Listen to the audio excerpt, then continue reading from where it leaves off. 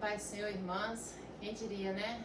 Hoje a gente está aqui para estar dando início a esse nosso culto online, que em nome de Jesus vai ser por pouco tempo, mas a palavra não pode parar. A palavra não pode parar de alcançar as pessoas.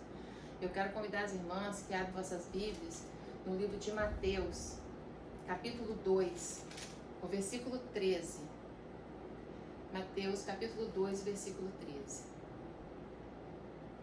Assim diz a palavra do Senhor. E tendo-se eles retirado, eis que o anjo do Senhor apareceu a José em sonhos, dizendo: levanta-te e toma o menino e sua mãe, e foge para o Egito, e demora-te lá, até que eu te diga, porque Herodes há de procurar o menino para o matar. Por que essa passagem assim logo hoje? Aqui está mostrando, irmãos, que Jesus, determinado, é claro, por um anjo, enviou para falar com José. Jesus, ele sai da onde ele está, ele vai para um outro local, para quê? Para preservar a vida dele.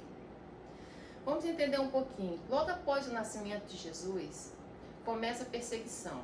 O rei Herodes, que era o rei Herodes, ele conversando com os três magos, conversando com ele, aqui no versículo 2 diz assim: e perguntaram: onde está aquele que é nascido rei dos judeus?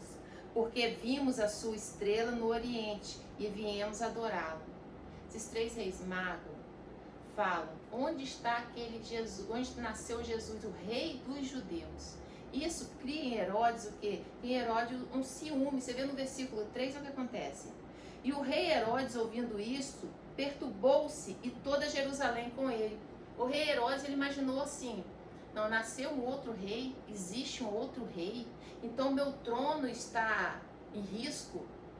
E ele fala assim com os reis magos: olha, então tá, vocês sabem onde esse menino nasceu, Jesus nasceu, vocês vão até ele então. E quando vocês souberem exatamente o local que ele está, vocês vêm e me avisam que eu quero também ir adorá-lo. Mas só que era mentira de Herodes. O que ele estava querendo? Ele estava querendo ir lá para matar o menino Jesus.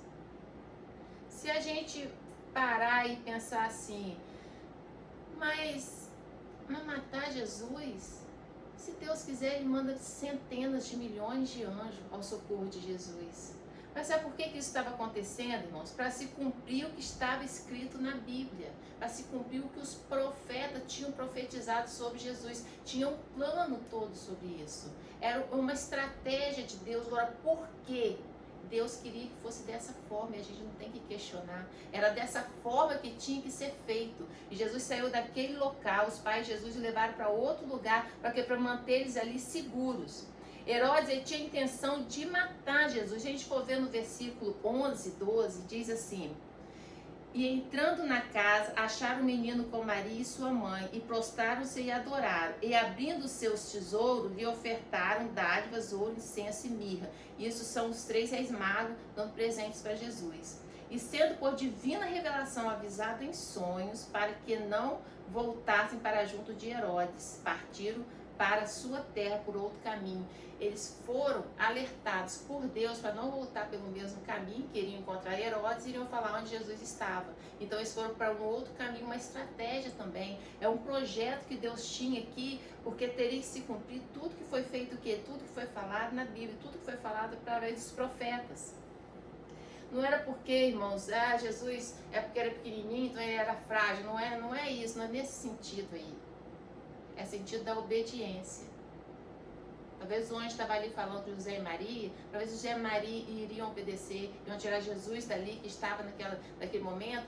Eles eram responsáveis por Jesus, que era apenas um bebê, era apenas uma criança. Então, a gente tem que ver o quê? Eu quero chegar aqui nesse ponto aqui, de falar sobre obediência. Lembra das 10 pragas no Egito? Que Deus falou: entra dentro da tua casa, recolha dentro da tua casa, unja os umbrais com sangue, que o anjo da morte vai estar passeando, mas aqueles que obedecerem a palavra, aqueles que estiverem dentro de casa, o anjo não irá entrar. Mesmo sendo hebreu, se estivesse fora de casa, se estivesse na desobediência, o anjo da morte passaria para eles. Então eu quero falar com os irmãos aqui porque está existindo muita controvérsia, existem muitas pessoas descumprindo normas determinadas por autoridades. A palavra diz assim, dá a César o que é de César e dá a Deus o que é de Deus. O que eu quero falar com isso? Entenda, irmãos, entenda aqui comigo. Ó, Romanos, vamos lá em Romanos. Romanos 13, capítulo 1 diz assim: toda alma esteja sujeita às autoridades superiores, porque não há autoridade que não venha de Deus.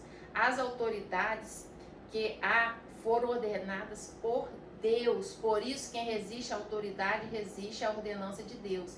E os que assim resistem trarão sobre si mesmo a condenação.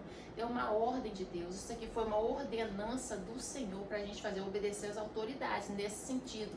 Porque se estão falando que está essa epidemia, aliás, essa pandemia do coronavírus, essas autoridades estão aí para resguardar também a nossa vida.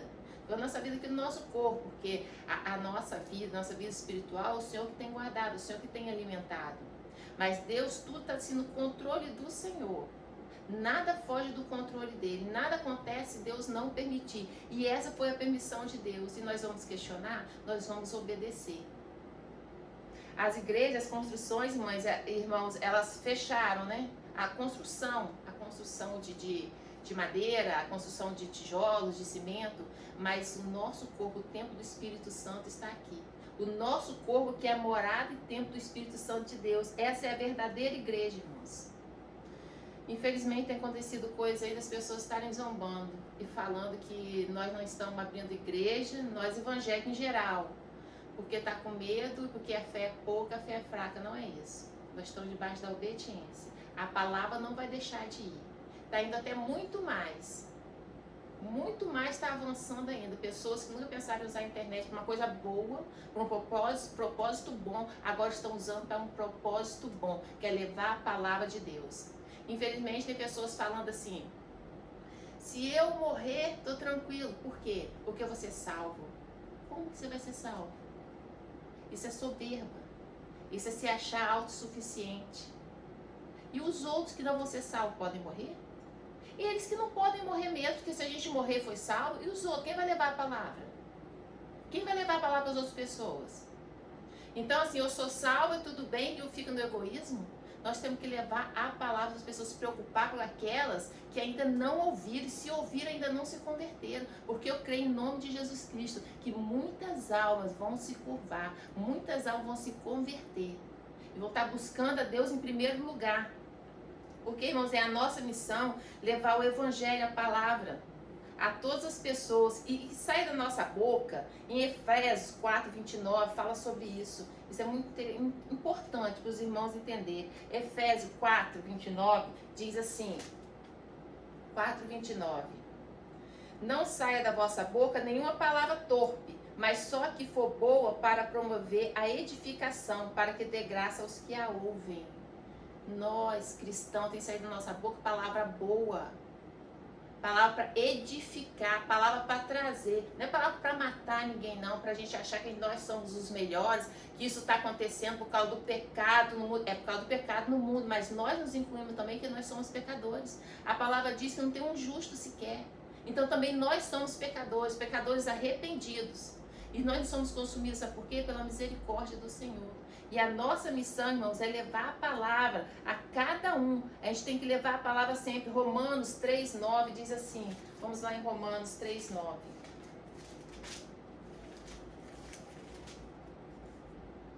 Romanos 3:9. Pois que somos mais excelentes de maneira nenhuma. Pois já dantes demonstramos que tanto judeus como gregos todos estão debaixo do pecado, como está escrito, não há um justo, nenhum sequer. Isso aí é palavra para pessoas que estão batendo no peito, se eu vou desobedecer às autoridades, eu vou reunir em igreja, aglomeração, podem ser jovens, podem ser novos, nem está sabendo que está com vírus, que pegou, foi contaminado, mas vai para casa, contamina o pai, a mãe, o tio, contamina um vizinho, contamina um amigo, que daí a 14 dias mais ou menos vai começar a aparecer os sintomas. Já parou para pensar como vai ficar a consciência dessas pessoas? Quando chega uma ordem aqui na terra, as autoridades dão uma ordem, nós temos que obedecer às ordens, mas seguimos a palavra. Desde que a ordem não faça a gente sair fora da Bíblia. Aí não, a gente não obedece. Se for pra gente sair fora da palavra de Deus, a gente não obedece. Mas é a gente ficar em casa, por um tempo, por uma quarentena. Por um tempo nós vamos obedecer, porque a palavra do Senhor pede obediência aos seus filhos. E sabe por que nós somos consumidos mais uma vez pela misericórdia de Deus? Não é porque nossas obras, que nós somos muito bons, não. Vamos para a palavra aqui, irmãos. O que está acontecendo não é nenhuma surpresa. Não é nenhuma surpresa para ninguém.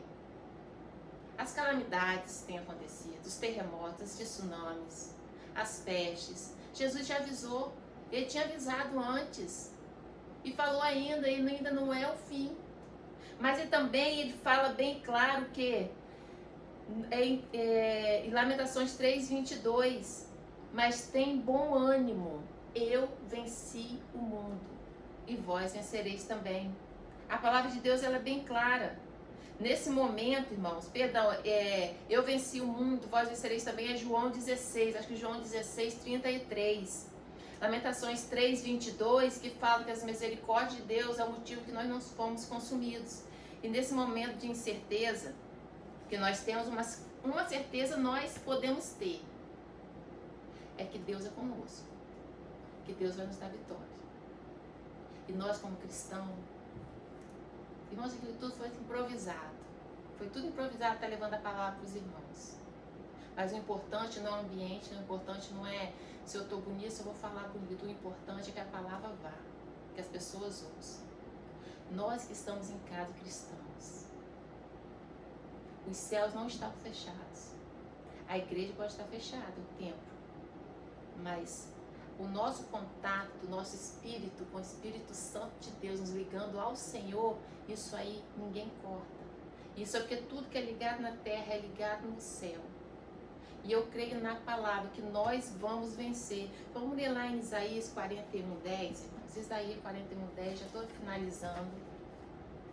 Logo após terminar essa palavra, eu vou estar aqui de joelho, vou estar orando.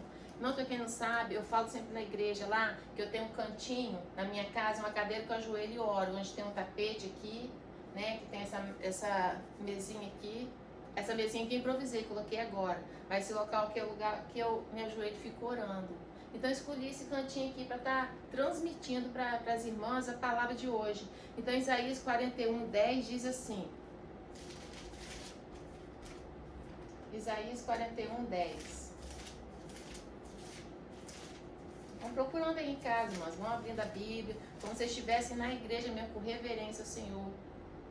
Tá? Com toda reverência. Meditando na palavra. Isaías 41:10 diz assim: não temas, porque eu sou contigo. Não te assombres, porque eu sou o teu Deus. Eu te esforço e te ajudo, e te sustento com a destra da minha justiça. Olha a palavra aqui. Não temas, não se assuste. É só um período, é só uma fase e vai passar.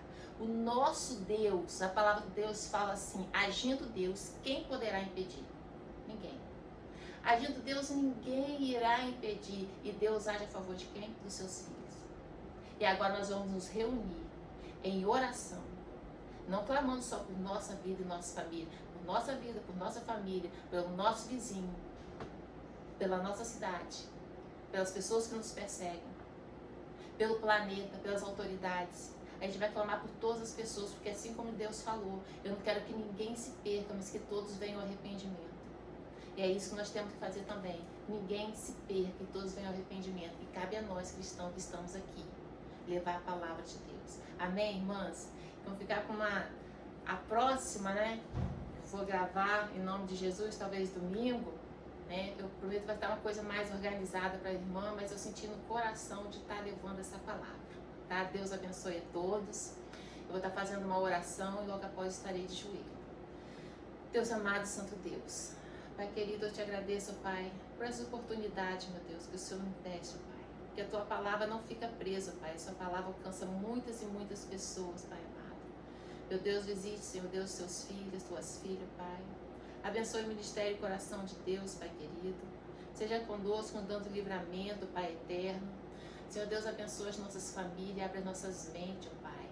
Nos proteja, segue as nossas casas, ó Pai amado. Que as asas, Senhor Deus, do Senhor estejam sobre os nossos lares, protegendo e guardando cada um de nós, ó Pai eterno. Seja conosco e esse momento, meu Deus, que nós estamos em casa, seja um momento para nós refletirmos, ó Pai, que nós somos totalmente dependentes do Senhor. Seja um momento para nós refletirmos e vermos, ó meu Deus, onde nós estamos errando, onde está o pecado. Senhor Deus, e que o Teu Espírito Santo possa estar nos incomodando, Pai. Sempre estarmos orando, sempre orando, porque ninguém pode dizer, ó Pai querido, que já é perfeito. Ninguém chegou à estatura perfeita de Cristo.